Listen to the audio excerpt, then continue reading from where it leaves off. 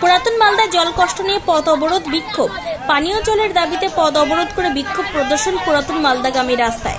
মঙ্গলবার সকালে ঘটনাটি ঘটেছে পুরাতন মালদা পৌরসভার 2 নম্বর ওয়ার্ডের বাঁশহাট পালপাড়া এলাকায়।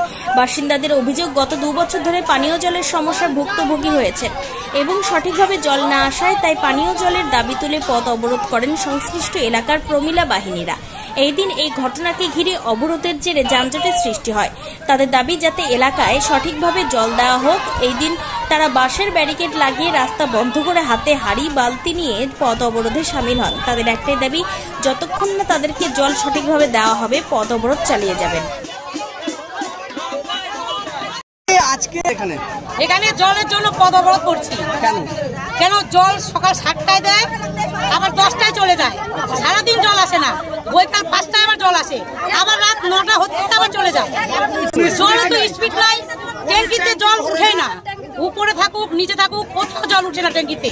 তাই ট্যাঙ্কিটা নিয়ে লাভটা কি হলো? আমার ট্যাঙ্কি নিতে বলছে, তার মধ্যে জল উঠছে না।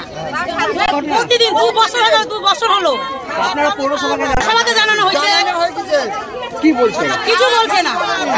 আমার জলই পাচ্ছি না, আমার সমস্যা হয়ে যাচ্ছে।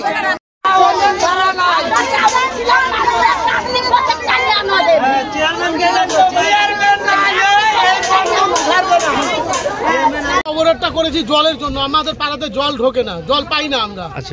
আধা ঘন্টার বেশি জল আসে না, আধা ঘন্টা 1 ঘন্টা ভুল বলে আধা ঘন্টার বেশি জল থাকে এবং জলের কোনো স্পিড নেই। জলের সব যে চান করবে কোনো অবস্থা নেই, কোনো জল নেই, কিছু নাই। ঠিক আছে, আজকে এমন অবস্থা খাওয়ার জল নেই। এই গরমে আমরা কি করবো?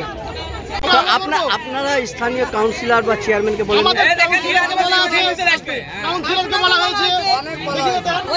আমরা চেয়ারম্যানের কাছে গেছি, চেয়ারম্যানকে কাছে দরখাস্ত দিয়ে দেওয়া হয়েছে এই যে আমাদের দরখাস্ত, কিন্তু তার কোনো চেয়ারম্যান কোনো ব্যবস্থা করেনি আমাদের। আমরা তার কারণে আমরা অবরোধ করেছি। দাবি চাইছি আমাদের জলটা ঠিকঠাক দেখে, এটাই আমাদের দাবি, আর কোনো দাবি নেই, এটাই দাবি। চেয়ারম্যানকে চাই চেয়ারম্যান আমাদের জলের ব্যবস্থাটা করে দেয়।